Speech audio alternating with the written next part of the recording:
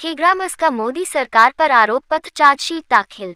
अखिल भारतीय खेत व ग्रामीण मजदूर सभा खेग्रामस के राज्यव्यापी आह्वान पर भाकपा माले कार्यालय कमलेश्वरी भवन से मार्च निकालकर समाहरणालय द्वार पर पहुंचकर सभा में तब्दील हो गई।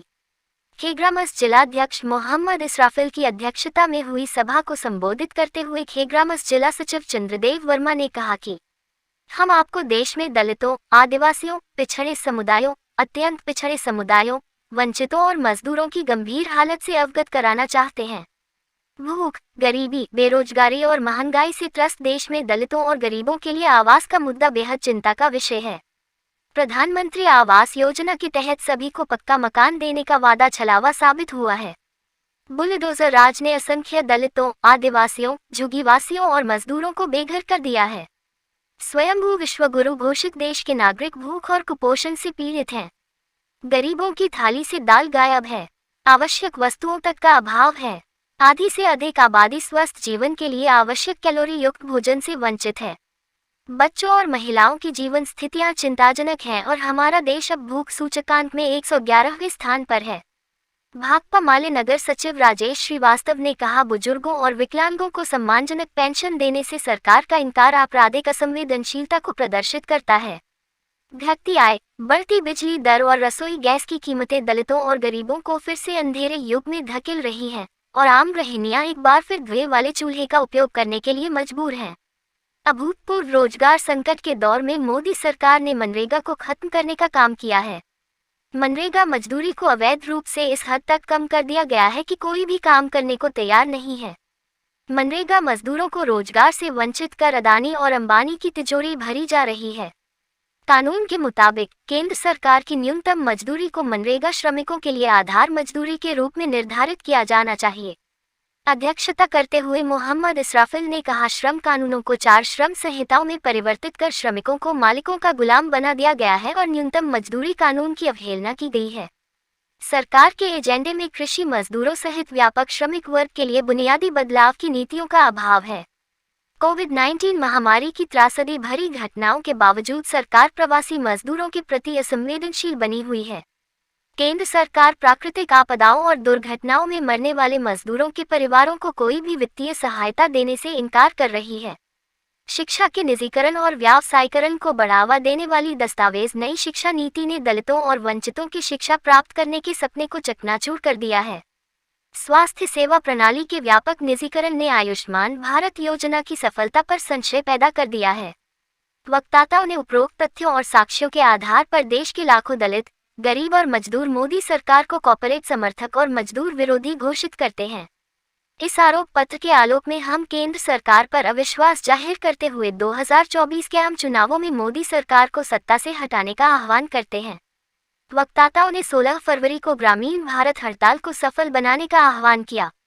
कार्यक्रम में गौरी पासवान, मोहम्मद कमाल, नंकू पासवान, अरुण राम, हरदेव महतो, माले कार्यालय सचिव मुशहरू पासवान, सुरेश पासवान, टारी रजक, मदन सहनी, उपेंद्र शाह, यशोधर पासवान, बीनू दास, योगी पासवान सहित महिला पुरुष शामिल थे।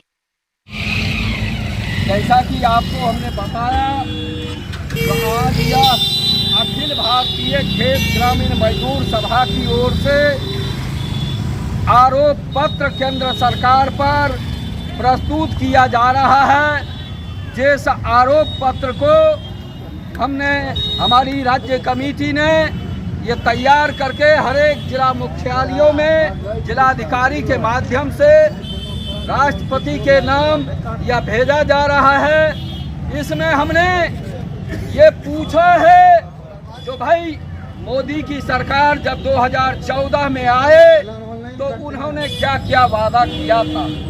उन्होंने गरीब लोगों के लिए कहा तो भाई हम 15 लाख रुपया हर एक खाते में देंगे। हमारे नौजवानों को ठगने के लिए उसने कहा 2 करोड़ नौजवान लोगों को हम रोजगार देंगे। लेकिन आज कुछ नहीं किया गया है, बल्कि आज हो रहा है ये, जो गरीबों की थाली से दाल गायब हो रहा है। उनके जेब से दिन भर मेहनत करने के बावजूद वो पैसे गायब हो जा रहे हैं, रोजगार समाप्त हो जा रहा है। जो परदेशों में भी हमारे भाई काम करके अपने परिवार को चलाते थे, सारे जगह रोजगार के अवसर बंद कर दिए गए। चालू क्या किया गया है? तो वो किया गया है एकमात्र, चलो मंदिर बना दो, इससे लोगों का जीवन सफल हो जाएगा। हम पूछना चाहते हैं मोदी सरकार से, जो अब 10 वर्षों तक जो देश के साथ यह गद्दारी किया है, हमारे संविधान के साथ आपने जो ये प्रपंच किया है, जिस संविधान ने हमें बताया है जो राजनीति और धर्म दोनों अलग अलग चीजें हैं, दोनों का घालमेल नहीं हो सकता है, लेकिन मोदी ने धर्म को ही राजनीति में रूपांतरित करके और देश में एक जबरदस्त उन्माद पैदा करने की कोशिश किया है। और उस उन्माद के जरिए हमारे नौजवान भाइयों के साथ खेला जा रहा है, हमारे गरीब मजदूरों को ठगा जा रहा है, हमारी महिलाओं को ठगा जा रहा है, माँ बहनों को। जो भाई ये महिलाएं हैं जिनको कि हम रसोई गैस दे रहे हैं, लेकिन वो रसोई गैस आज किस तरह का रूल आने वाला हुआ, जो वो सिलेंडर आज उन ग्रामीण महिलाओं, गरीब महिलाओं से दूर होता चला गया है और वो सिलेंडर खाली बन करके लोगों को गेंदरा रखने का एक जगह बना दिया है। तो ये हालात है, महंगाई की मार से पूरा देश हाहाकार कर रहा है, हमारी अर्थव्यवस्था रसातल में जा चुकी है। और ऊपर से आप देखिएगा तो गरीबों ने जो लड़ करके 2005 में जो कानून बनवाया था, जो हमें अपने गांव में ही 100 दिन रोजगार मिलेगा, उसके लिए हमारी मांग है जो मनरेगा में 200 दिन काम दो, 600 रुपया मजदूरी दो।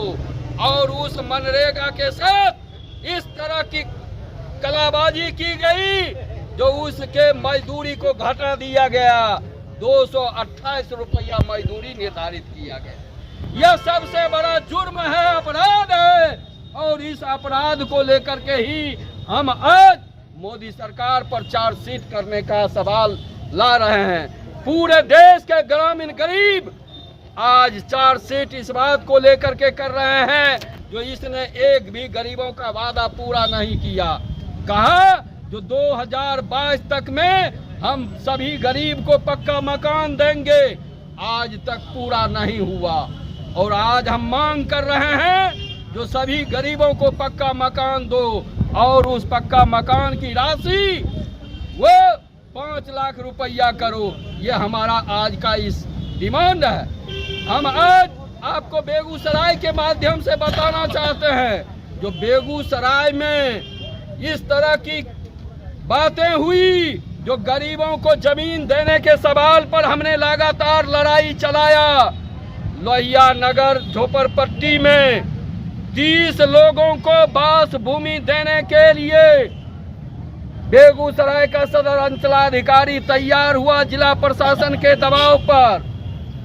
सारा पेपर्स तैयार हुआ और अंत समय में उसे कैंसिल कर दिया गया, कहा यह संभव नहीं है। आज हमारे भाई बसे हुए हैं, भवानंदपुर में बसे हुए हैं, नौला में बसे हुए हैं, अझौर में बसे हुए हैं और डंडारी में बसे हुए हैं। इन लोगों को जमीन का पर्चा नहीं दिया जा रहा है और उजाड़ने की बराबर धमकी भी दी जा रही है। इसीलिए हम कहना चाहते हैं जो जहां पर बसा हुआ है उसे या तो वहीं पर पर्चा दो या नहीं तो किसी को भी यदि हटाया जाता है तो हटाने के पहले उसको बसने की व्यवस्था करो। ये सारा आज हमारा ये डिमांड है और इन डिमांड को लेकर के हम आज यहाँ ये आरोप पत्र दाखिल करने के लिए आए हैं। बंधुओं, आपको बता दूं जो एक सुनियोजित योजना के साथ भारत की सरकार, नरेंद्र मोदी की सरकार हिंदुस्तान के लोकतंत्र को समाप्त करना चाहती है। यहाँ के संविधान को बर्बाद कर देना चाहती है, और ताकि यहाँ पर गरीबों को जिंदा मारने की कोशिश की जा सकती है, जिंदा मार दिया जा सकता है। ये संविधान यदि रहेगा तो लोगों को पढ़ने का अधिकार है, जिंदा रहने का अधिकार है, भोजन का अधिकार है, स्वास्थ्य का अधिकार है, सारे अधिकार हमारे संविधान में वर्णित हैं। मैं अपने ओर से कोई बात नहीं कह रहा हूँ। इसीलिए ये सरकार चाहती है न रहेगा बांस न बजेगी बांसुरी, पहले इस संविधान को खत्म करो। और इसके लिए इसने पहला हमला किया जो वो 6 दिसंबर को जो बाबा साहेब अम्बेडकर ने जिस संविधान को बनाया था, उस संविधान को भुलाने के लिए बाबा साहेब को ही भुला दो, ताकि ये संविधान का नाम लेने वाला नहीं बचेगा। तो ये बाबा साहेब के परिनिर्वाण दिवस के दिन 6 दिसंबर 1992 को बाबरी मस्जिद को गिराया गया। और उसके बाद हमारा जो राष्ट्रीय पर्व है 26 जनवरी का, उस 26 जनवरी को भुला देने के लिए, संविधान को भुला देने के लिए 26 के पहले ये 22 जनवरी को इतना बड़ा आयोजन कर दिया गया, ताकि उस 26 जनवरी के आयोजन को फीका कर दिया जाए। इसलिए आज इस तरह से सुनियोजित साजिश की जा रही है जो हिंदुस्तान के संविधान को बर्बाद कर दिया जाए, लोकतंत्र को बर्बाद